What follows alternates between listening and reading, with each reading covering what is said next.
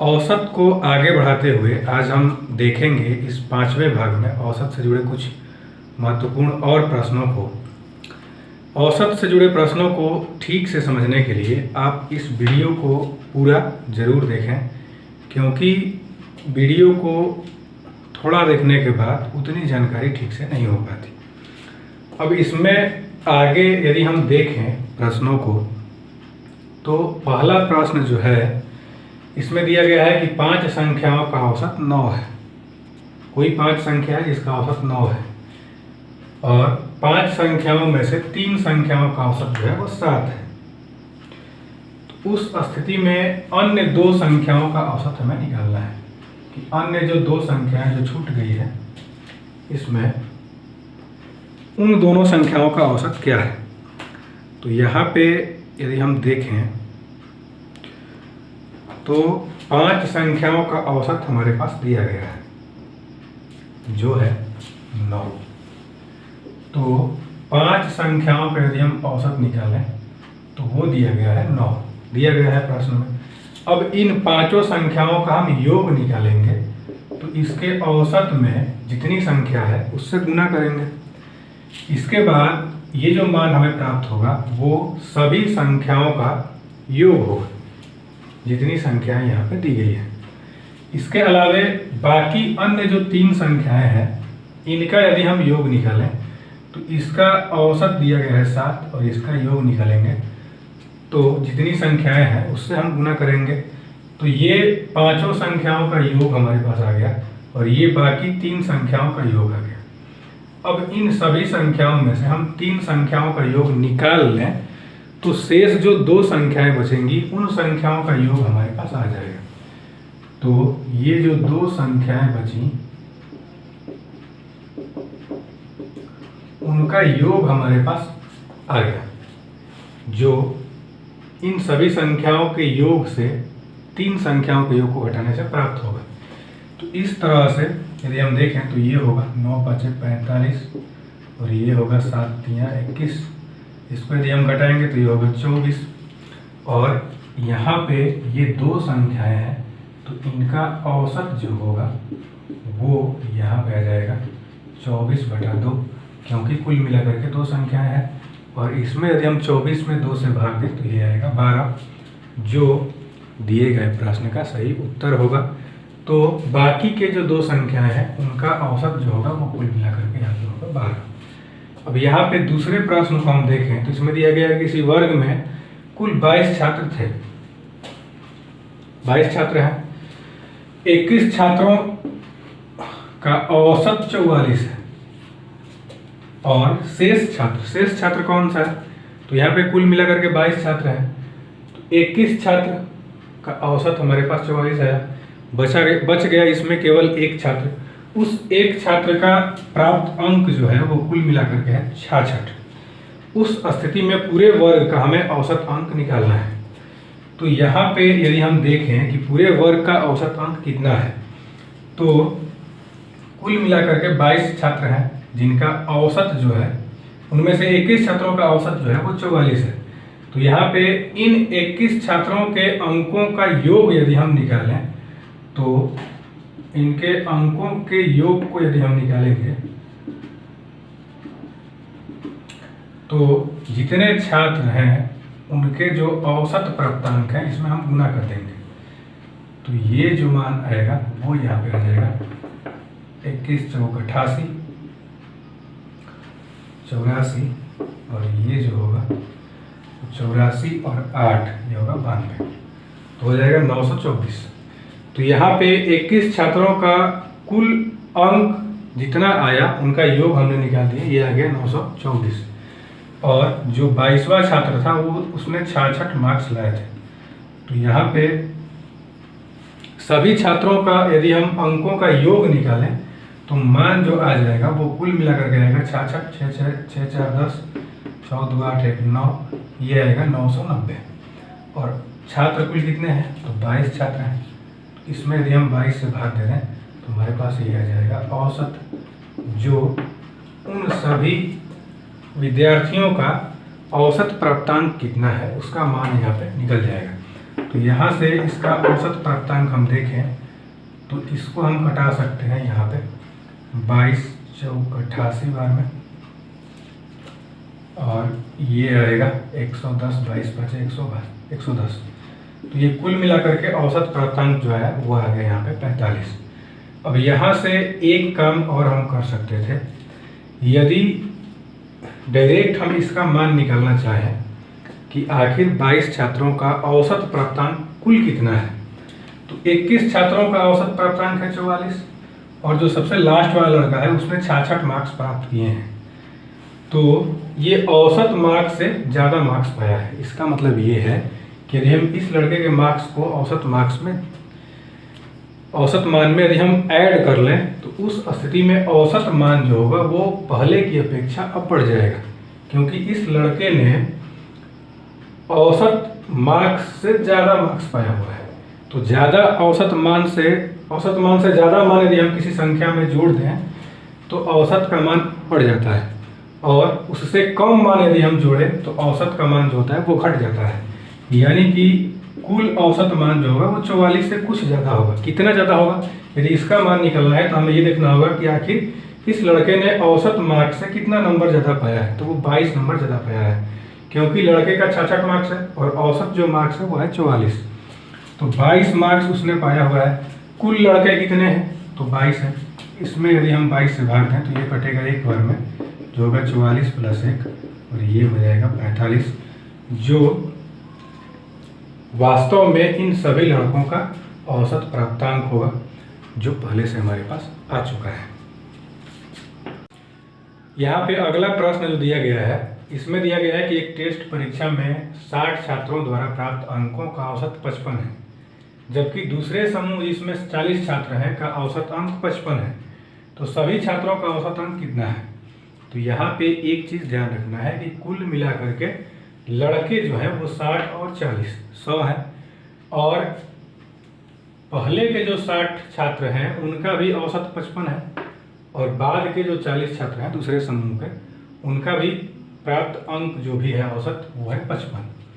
तो यहाँ से यदि हम देखें कि आखिर इन सभी लड़कों के कुल अंकों का योग कितना है, तो यहाँ पे इन 60 बच्चों के औसत प्राप्तांकों का योग हम निकालें तो 60 में हम यहाँ पे गुना करेंगे 55 से, अब शेष बच गए यहाँ पे 40। अब इनका यदि हम योग निकालें कि आखिर इन लोगों ने कितना अंक प्राप्त किया कुल मिला करके, तो 40 में हम गुना करेंगे यहाँ पे 55 से, तो ये जो मान प्राप्त हुआ वो हमारे पास सभी बच्चों का कुल प्राप्त अंक है। तो इस तरह से इन सभी बच्चों का कुल प्राप्तांक कितना है, या छात्रों का कुल प्राप्तांक कितना है, ये हमारे पास प्राप्त हो गया, और सभी बच्चे जो हैं वो कुल मिलाकर के 100 हैं। तो यहाँ से यदि हम 100 से इसमें भाग दें तो मान जो आएगा वो आएगा हमारे पास औसत। तो सभी छात्रों का औसत कितना होगा, यदि हम इसका मान निकालें तो हम सबसे पहले क्या किए हैं कि सभी छात्रों के प्राप्तांकों के योग को हम निकाल दिए, और जितने छात्र थे उन सभी छात्रों की संख्या से हम इसमें भाग दे दिए। तो यहाँ से अब हम क्या करेंगे कि 55 में यदि हम 60 से गुना करें तो ये यहाँ पे आ जाएगा 6 5 30, और ये जो होगा वो 6 5 30, 30 और 3 ये होगा 33। तो कुल मिला करके जो मान आएगा वो आएगा 3300। फिर से एक बार गुना कर लेते हैं, ये होगा 6 5 30, हासिल 3 6 5 30 और 3 33। अब यहाँ से यदि हम इसको गुना करें 40 में 55 से तो ये होगा 5 चौका 20 और ये होगा 22/100। अब हम इसको जोड़ें तो ये होगा 5500/100। अब यदि घटाएं तो औसत प्राप्तांक हमारे पास फिर से आ गया 55। अब इसमें अगला प्रश्न जो है वो हमारे पास है, गणित की परीक्षा में एक वर्ग के 20 छात्र, कुल मिलाकर के 20 छात्र हैं, में से 2 छात्र ने 100 अंक प्राप्त कर लिए, यानी कि 2 छात्रों ने 100 अंक प्राप्त कर लिया। 3 जो छात्र थे उनको सभी को 0 0 मिले, तो 3 छात्रों को 0 0 मिला। शेष इसमें दिया है प्राप्त अंकीय तथा शेष छात्रों के अंकों का औसत 40 है। अब शेष यहाँ पे कितने बच गए तो देखना है कि शुरू में कितने बचे थे। तो कुल मिलाकर के 20 लड़के थे, छात्र थे, जिनमें शुरू के 2 100 नंबर ला दिए और बाकी 3 जो थे वो 0 अंक लाए, तीनों ही बच गए। कुल मिलाकर के ये 5 हो गए, शेष बच गए यहाँ पे 15। इन 15 छात्रों ने कितना मार्क्स लाया ये यदि हम निकालें तो 15 में हमें गुना करना पड़ेगा यहाँ पे इसके औसत से। तो इन सब छात्रों ने कुल मिलाकर के प्राप्त किया है 15 गुणे 40 अंक। तो यहाँ से हमने सभी छात्रों के कुल अंकों का योग निकाल दिया। ये 15 छात्रों के अंकों का योग है, ये 3 छात्रों का है और ये 2 छात्रों का है। अब कुल मिलाकर के छात्र यहाँ पे हो गए 20 और इनका हो गया औसत, क्योंकि यहाँ पे सभी जो अंक प्राप्त किए गए हैं उसके अंकों के योग में यदि हम छात्रों की संख्या से भाग दें तो यहाँ पे जो मान प्राप्त होगा वो औसत अंक होगा। ये होगा 200 और ये होगा 600। तो 200 और 600 यहाँ पे हो जाएगा 800 और 800 में यदि हम 20 से भाग दें तो मान जो आएगा वो आएगा 40। इस तरह से जो 20 छात्र हैं उनका औसत प्राप्तांक जो है वो यहाँ पे आ गया 40। इसमें दिया गया है कि 60 मानों का औसत 40 है और 40 मानों का औसत 60 है। तो सभी मानों का औसत क्या है तो यहाँ से यदि हम देखें तो ये 60 संख्या या और कुछ माना जा सकता है और ये 40 अन्य है। तो कुल मिलाकर के हमारे पास 100 मान हो गए। तो पहले जो 60 मान है यदि हम इनका औसत निकालें तो इसमें हम 40 से गुना करेंगे। बाकी के जो 40 मान है इसका यदि हम औसत योग निकालें तो इसमें हम 60 से गुना करेंगे। तो शुरू के 60 जो मान है इनका हमने योग निकाला तो 60 में हमें 40 से गुना करना पड़ा। बाकी के जो 40 मान है इसका यदि हमने योग निकाला तो 40 में फिर से हमें 60 से गुना करना पड़ा। इस तरह से इन सभी मानों का हमने योग निकाल दिया। अब यहाँ पे हमें देखना है कि आखिर ये कितने मान हैं। तो 60 यहाँ पे है और 40 यहाँ पे है। तो कुल मिलाकर के हमारे पास मान जो है वो 60 और 40 100 है। तो सभी मानों का औसत हमने इस तरह से निकाल लिया। अब यहाँ पे यदि हम गुना करें तो ये होगा 2400 और ये भी हो जाएगा 2400। यहाँ से होगा 100। अब इन दोनों को जोड़ें तो ये होगा 4800। 4800 में यदि हम 100 से भाग देंगे तो ये आ जाएगा हमारे पास 48। इस तरह से सभी संख्याओं का औसत जो है या सभी मानों का औसत जो है वो आ गया 48।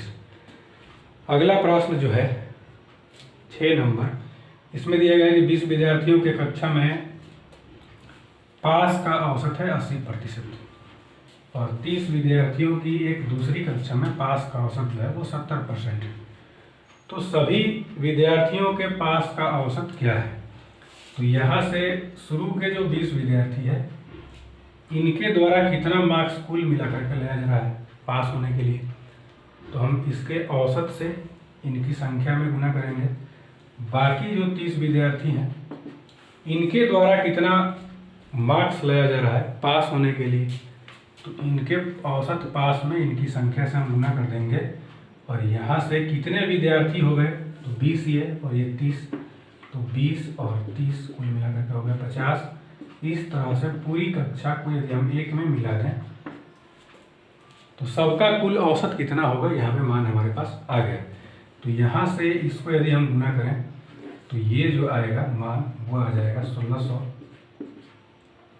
यहाँ पे आ जाएगा 2100 और ये 20-30 जो होगा वो होगा 50। 1600 और 2100 यदि हम जोड़ें तो ये जो मान आएगा वो यहाँ पे आ जाएगा 3700/50 और इसको यदि हम भाग दें तो ये जो मान आना चाहिए 7 दूनी का 14, 3 दूनी का 6 और 1 7 और ये हो जाएगा 0। तो इसका पूरा औसत जो है वो ये गलती हो गया 74% इसका पूरा औसत आना चाहिए। हमने इसको घटाने में थोड़ा सा मिस्टेक कर दिया था। इस तरह से इसका कुल जो औसत होगा वो यहाँ पे आ जाएगा 74%।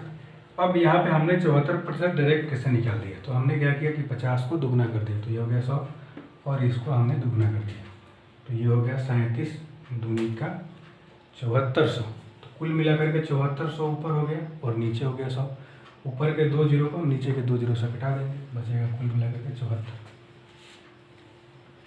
अब इसके अगले प्रश्न को हम देखें तो इसमें दिया गया है कि एक कक्षा में 40 छात्राओं में से 30 की औसत ऊंचाई 160 सेंटीमीटर है तथा शेष छात्राओं की औसत ऊंचाई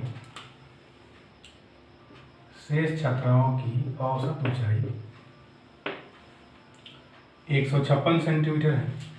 तो पूरी कक्षा की कुल औसत ऊंचाई कितनी है? तो यहाँ से हमें देखना है कि 40 छात्राएं हैं, 30 छात्राओं की औसत ऊंचाई जो है वो 160 है। तो इन 30 छात्राओं की औसत ऊंचाई का हम योग यदि निकालें, इनकी सभी ऊंचाइयों का योग यदि हम निकालें, तो इसके औसत में इसकी औसत ऊंचाई से हम गुना कर लेंगे। फिर बाकी जो शेष बची वो 10 छात्राएं हैं और इन 10 छात्राओं की औसत ऊंचाइयों का जो योग है वो यहाँ पे है 156। तो इस तरह से जो मान प्राप्त हुआ वो सभी छात्राओं की कुल ऊंचाइयों का योग प्राप्त हो गया। इस तरह से अब यहाँ पे हम देखें तो कुल छात्राएं कितनी हैं, तो यहाँ पे 40 है। तो सभी छात्राओं की ऊंचाइयों के योग में यदि हम छात्राओं की संख्या से भाग दें तो यहाँ पे औसत हमें मिल जाता है और उन सभी छात्राओं का कुल ऊंचाइयों का औसत क्या होगा यदि हम निकालें तो ये होगा 16 या 4800 और ये होगा 1560 बटा 40। इनको यदि हम जोड़ दें तो ये होगा 60, 15 और 48 जो होगा वो यहाँ पे हो जाएगा 63 बटा में यहाँ पे आएगा 40 और यदि हम इसको घटाएं तो ये होगा 4 एकम 4 और 4 पचे 20, 9 चौका 36, ये होगा लगभग 159 सेंटीमीटर। तो पूरी कक्षा का औसत ऊंचाई जो है वो हमारे पास आ गया 159 सेंटीमीटर। अगले प्रश्न को यदि हम देखें तो इसमें दिया गया है कि एक समूह में 20 पुरुष और 30 महिलाएं हैं। एक पुरुष का औसत वजन 75 केजी है और एक महिला का औसत वजन जो है वो है 50 केजी। तो यहाँ पे पूरे समूह का औसत वजन हमें निकालना है।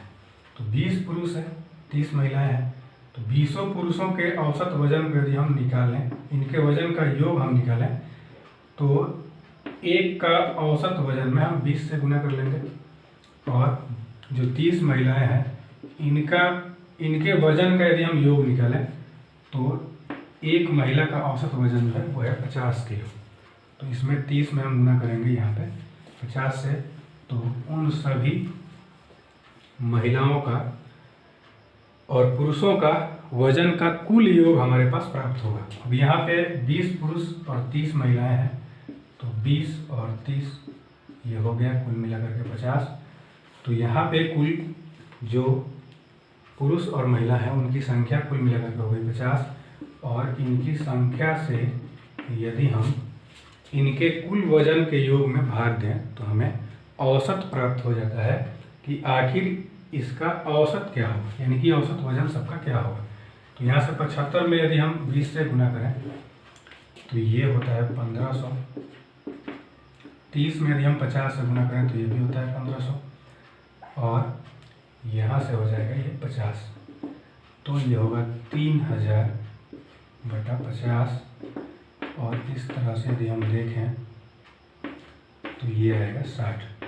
तो पुरुष और महिला दोनों को मिला करके कुल औसत वजन जो होगा वो यहाँ पे आ जाएगा 60 केजी। इस तरह से औसत के जो प्रश्न हैं उसको हम इस आधार पर हल करते हैं।